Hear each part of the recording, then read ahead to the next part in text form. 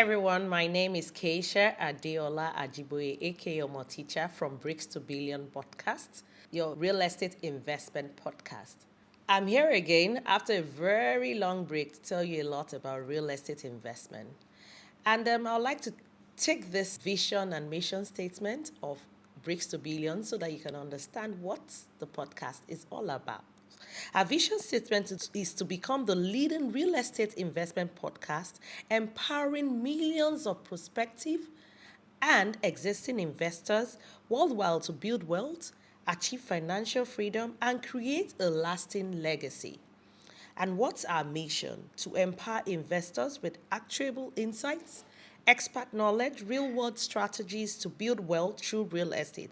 We provide education, inspiration, and support to help you achieve your financial goals. What is real estate investment? It's actually the practice of buying, renting, real estate for the purpose of making income.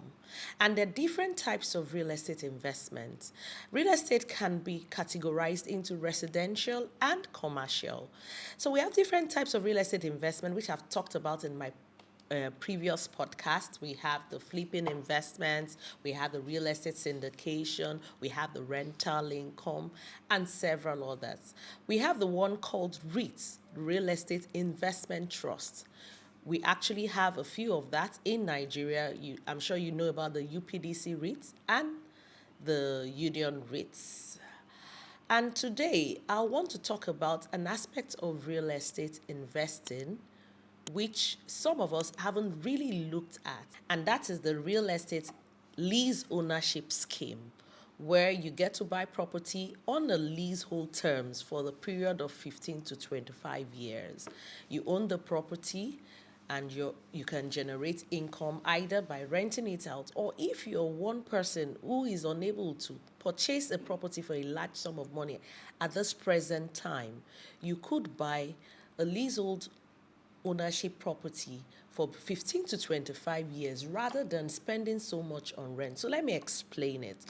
It comes like a joint venture where families have a property, and due to lack of finances, they're unable to improve on the property they have or pull it down to build something better. So a developer comes more on like a joint venture ownership, takes the property, builds it to the taste and standard the family wants, give them a few units out of it, and the developer owns those units for a period of time.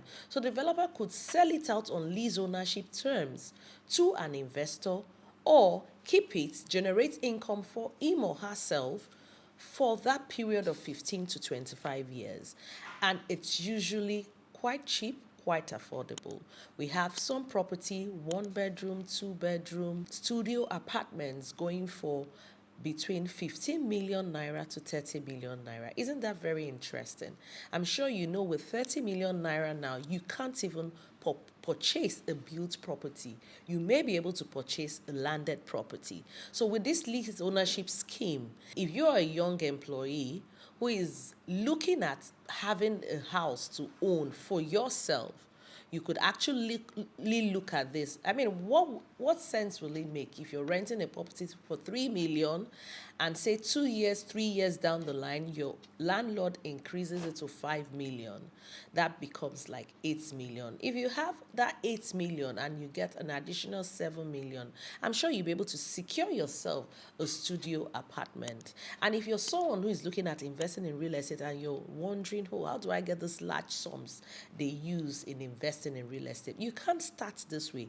By owning a lease ownership property for 15 to 25 years, put down 15 million for a property that gives you rental income of like 3 million annually, and of course it's going to increase over time. And by the time the tenure of 15 to 25 years is over, you'll be having a high return on your investment because the rental income increases. And rental incomes could be annual, it could be on short lease. Most times when you do short lease, you earn better.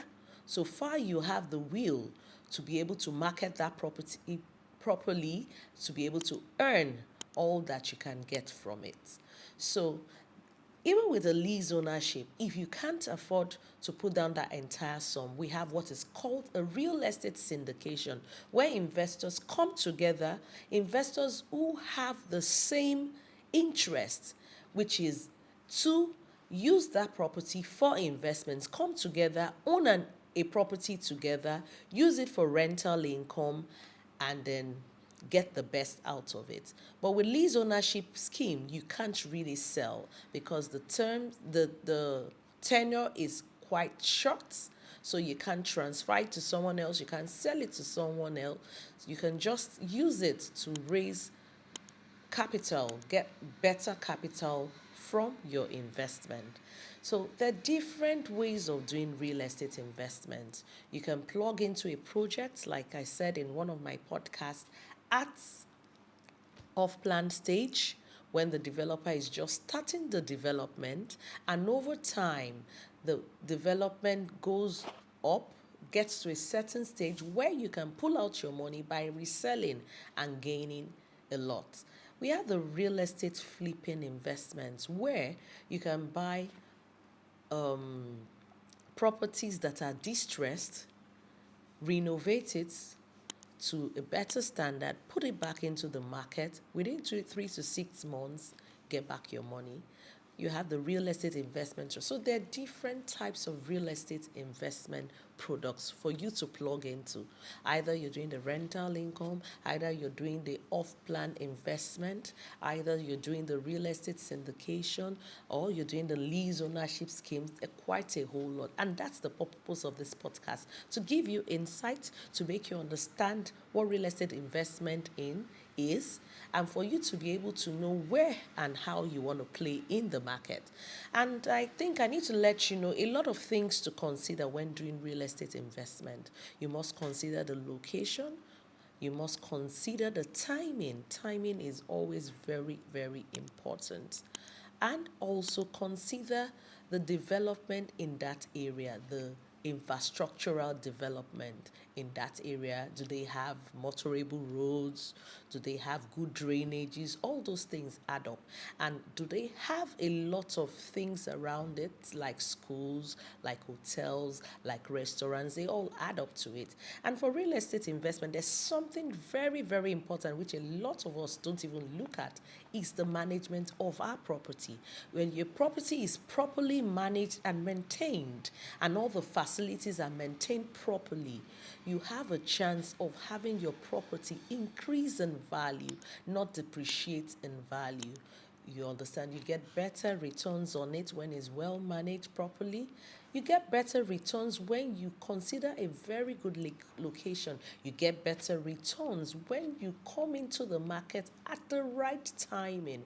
You get better results too when you understand the returns you can get on that investment properly by speaking with an investment advisor like me, Keisha Adiola, to guide you through this journey of real estate investment.